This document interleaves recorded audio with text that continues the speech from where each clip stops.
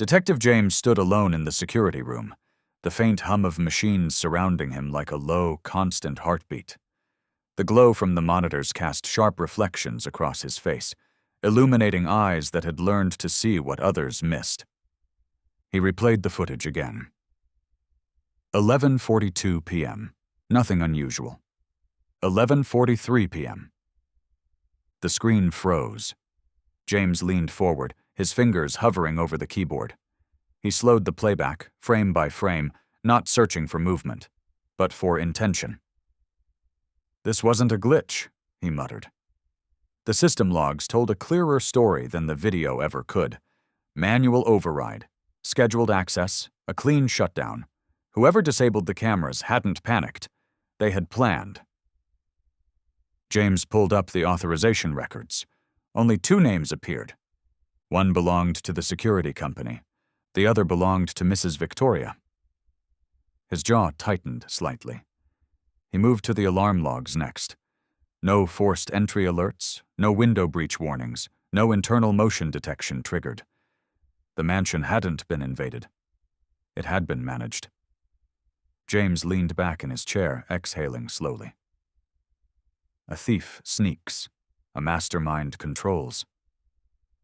He stood and walked to the back of the room, where a small cabinet housed maintenance files. Inside was a neatly organized folder labeled System Adjustments. His eyes narrowed as he flipped through the pages. Recent updates, security overrides, temporary camera blind spots, all approved, all signed. Mrs. Victoria's signature was unmistakable. James closed the folder gently, as if slamming it shut might disturb the truth settling into place. He recalled her calm demeanor the night before. Too calm. Not the panic of someone violated, but the restraint of someone waiting. The torn fabric, the pristine bedroom, the carefully staged illusion of intrusion. It all pointed back to this room, to these systems, to a person who knew exactly how to make a crime look convincing without ever committing one. James glanced once more at the frozen frame on the monitor. That missing time wasn't an accident.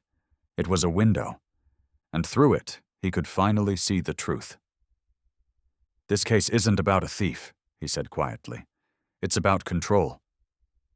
With that realization, Detective James straightened his coat and shut down the monitors. He no longer needed them. The mansion had already given him its answer. And now it was time to confront the person who thought they had outsmarted the truth. The study was silent, except for the ticking of an antique clock mounted above the fireplace. Detective James stood in the center of the room, his eyes scanning the shelves lined with rare books and framed photographs of Mrs. Victoria at glamorous events, smiling, confident, untouchable. Appearances, he knew, were often lies. James approached the mahogany desk.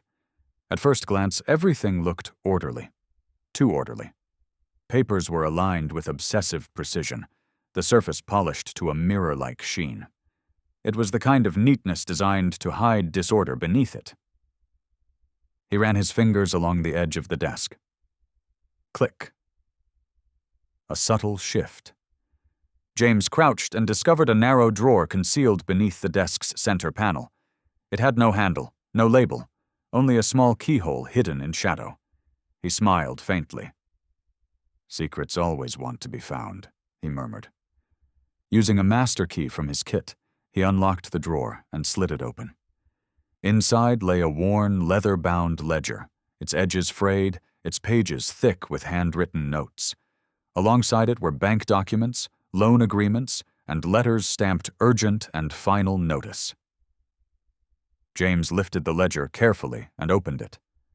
Dates filled the pages. Amounts increased week by week. Notes grew shorter, more frantic. Investment failed, loan extended, last chance. Interest unbearable. He turned the page. The handwriting changed slightly. Tighter, angrier. Selling property won't be enough. The necklace must remain untouched, for now. James paused. That line told him everything. This wasn't a sudden decision made in fear. It was a calculated plan built over months. Mrs. Victoria hadn't panicked. She had prepared. He compared the dates in the ledger with the insurance policy timeline. The coverage had been increased quietly just weeks before the burglary. Not suspicious on its own, but combined with the ledger, it was devastating. James leaned back in the chair, absorbing the weight of the discovery. The theft had never been about losing the necklace. It had been about using it. He flipped to the final page of the ledger. Written in darker ink, underlined twice, was a single sentence. If the necklace disappears, everything survives. James closed the book slowly. This wasn't theft. It was strategy. He gathered the documents carefully, slipping them into an evidence folder. Outside the study, the mansion remained quiet, unaware that its most carefully guarded secret had just been exposed. James stood, glancing once more at the smiling photographs on the wall. "You planned it all," he said softly. "But you forgot one thing." He turned toward the door. "You can't plan around the truth." Detective James had stopped thinking like a man chasing a thief. Instead, he thought like a man tracking a secret. If the necklace had truly been stolen, it would have left traces, movement on cameras beyond the blackout window, frantic attempts to sell it, or at the very least, evidence of escape. But there was nothing. That absence spoke volumes. James stood near the mansion's entrance, phone pressed to his ear. "I need a record of all safe deposit boxes registered under Victoria Alcott," he said calmly. "Every branch, every private vault." He ended the call and glanced back at the grand staircase. Mrs. Victoria was nowhere in sight. She didn't need to be. The truth was already moving faster than she ever anticipated. Minutes later, confirmation arrived.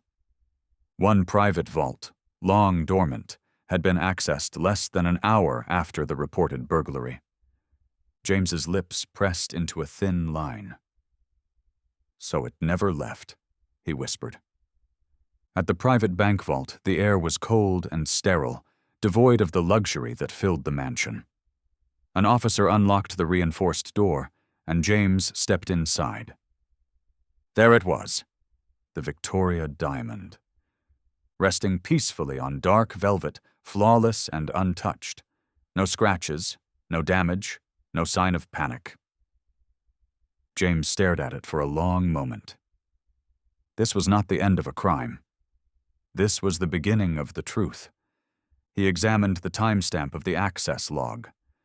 The timing was perfect, after the cameras were shut down, before authorities arrived. She had moved the necklace herself, planned, controlled, calculated. James closed the vault and nodded to the officers. "Log everything. Chain of custody starts now." On the drive back to the mansion, dawn began to stretch faint light across the horizon. The case that had once seemed tangled now lay straight and exposed. Back inside the mansion, James paused at the foot of the stairs. Mrs. Victoria emerged from her sitting room, her silk robe immaculate, her posture composed. But her eyes betrayed something new. Fear. James met her gaze evenly. "The necklace never left your possession," he said quietly. "You hid it, moved it, and planned to claim the insurance." Her lips parted, but no sound came. "This wasn't a burglary," James continued. "It was an illusion." The silence between them stretched thin. James turned away, already knowing what would come next. The truth had been found, and it was time for the final reckoning. The sitting room was bathed in a dim amber glow, the chandelier above casting long, fractured shadows across the walls. Mrs. Victoria sat rigidly in her velvet armchair, her hands folded in her lap, her composure carefully reconstructed, but no longer convincing. Detective James closed the door behind him. The soft click echoed louder than any accusation. He remained standing for a moment, allowing the silence to work. Silence had a way of pulling truth to the surface. "You planned it well," James said at last, his voice calm but unwavering. "Better than most people in your position would have." Mrs. Victoria's eyes lifted slowly. "Planned what?" she asked, though her voice lacked conviction. James stepped closer and placed the leather-bound ledger on the table between them. It landed with a dull thud. "Your debts," he continued. "Your failed investments, the insurance increase on the necklace, the security override, the staged bedroom, the planted fabric." Her fingers twitched. "You didn't lose the necklace," James said quietly. "You relocated it." He leaned forward slightly. "It's safe. Exactly where you left it." The room seemed to shrink around her. Mrs. Victoria's breath hitched. "You can't prove—" "I already have," James interrupted gently. "The vault logs, the timestamps, the ledger. Every step you took was careful. But care leaves patterns." Her shoulders sagged. For a long moment she said nothing. Then her voice broke. "I was drowning," she whispered. "Everyone thought I had everything. But everything was slipping away." James didn't move. "The debts kept growing," she continued, tears filling her eyes. "The necklace was the only thing valuable enough to save me. I thought if it disappeared, everything else would survive." She laughed weakly. "I never meant to hurt anyone." James straightened. "You didn't hurt anyone physically, but you manipulated people who trusted you. You turned loyalty into a tool."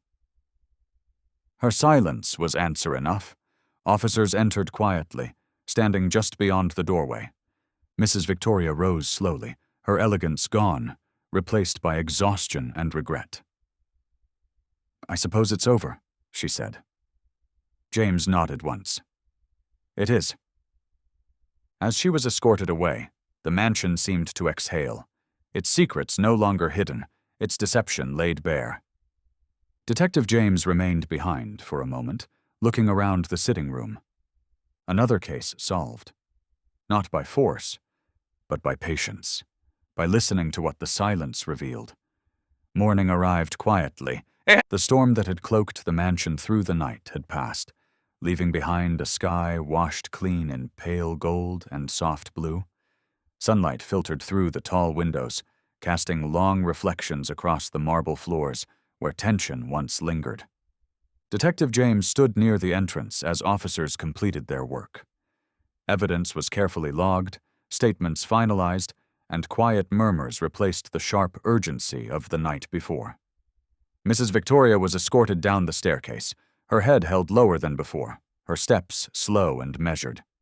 The silk robe she wore now seemed heavier, as though it carried the weight of every choice she had made.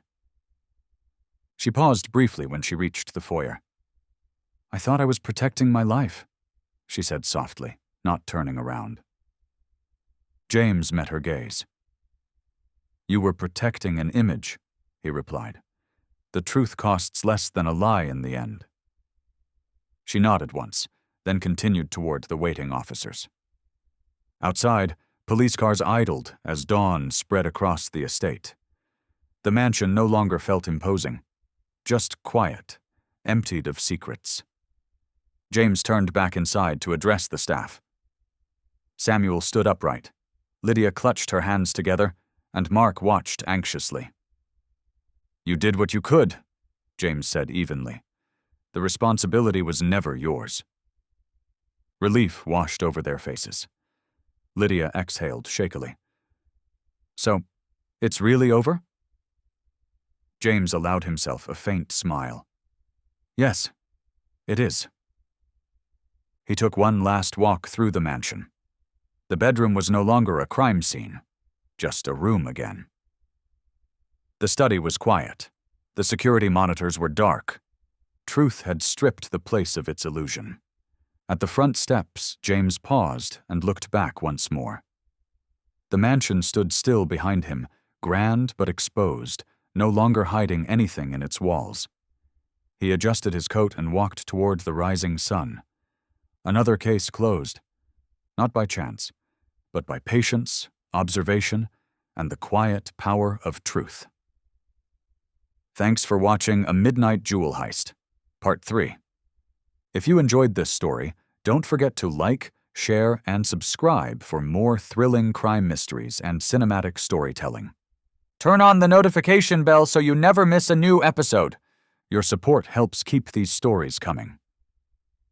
Until next time, remember, every mystery has a truth waiting to be uncovered.